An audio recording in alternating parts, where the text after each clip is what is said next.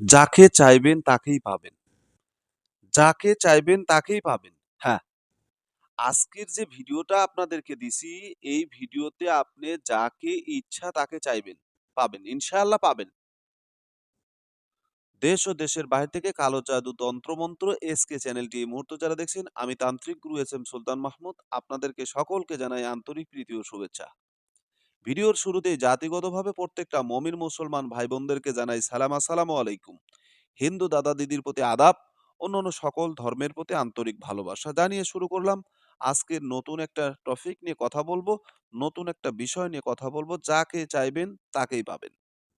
তো এই যে পবিত্র কোরআনের মাত্র দুইটি হরফ ত আর হচ্ছে সৎ, এ দিয়ে বশীকরণ কিভাবে, আসেন এই বিষয় নিয়ে আলোচনা করি। যাকে আপনার বশীকরণ করতে ইচ্ছা, যাকে আপনার ভালোবাসতে ইচ্ছা, যাকে আপনার কাছে পাওয়ার ইচ্ছা, কিন্তু পাচ্ছেন না, কি করে পাবেন? কি করলে পাবেন? কি আমল করলে আপনি আপনার ভালোবাসার মানুষকে কাছে পাবেন? এই বিষয় নিয়ে কথা বলবো। খুবই অল্প স্বল্প সময়ের ভিতরে আপনাদেরকে বোঝানোর চেষ্টা করব। দেখি আপনাদের জ্ঞানের গরিমা কতটুকু, আপনারা কিভাবে আমলটা করতে পারেন। তো আজকে যে বিষয়টা নিয়ে কথা বলবো, এই যে ছোট্ট যে তকবিরটা দেখছেন, এই তকবিরটা দিয়ে আপনারা বশীকরণ করতে পারবেন। যাকে খুশি বশীকরণ করতে পারবেন। যাকে চাইবেন তাকে পাইবেন। ঠিক আছে? তাকে পাবেন। ইনশাল্লাহ পাবেন। তো আমলটা করার কিছু নিয়ম রয়েছে, মাধ্যম রয়েছে।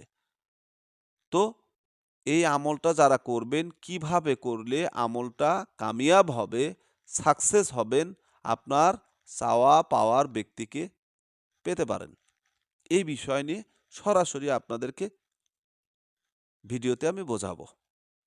এখন আসেন, যার জন্য এই আমল করবেন তাকেই আপনি সারা জীবনের জন্য পাবেন। কারো মনে ভালোবাসা সৃষ্টি করতে একটি শক্তিশালী এই আমল। কাজেই অসৎ উদ্দেশ্যে এই আমল কখনোই করতে যাবেন না। করলে নিজেই ক্ষতিগ্রস্ত হবেন। ঠিক আছে? আমলের নিয়ম, এই আমলটা করার নিয়ম কি? যে কোনো দিন যে কোনো সময় এই আমল করা যায়। পাক পবিত্র অবস্থায় জায়নামাজে কিবলামুখী হয়ে বসে মহাব্বত সৃষ্টির জন্য নিয়ত করে এরপর দরুদে ইব্রাহিম পাঠ করবেন।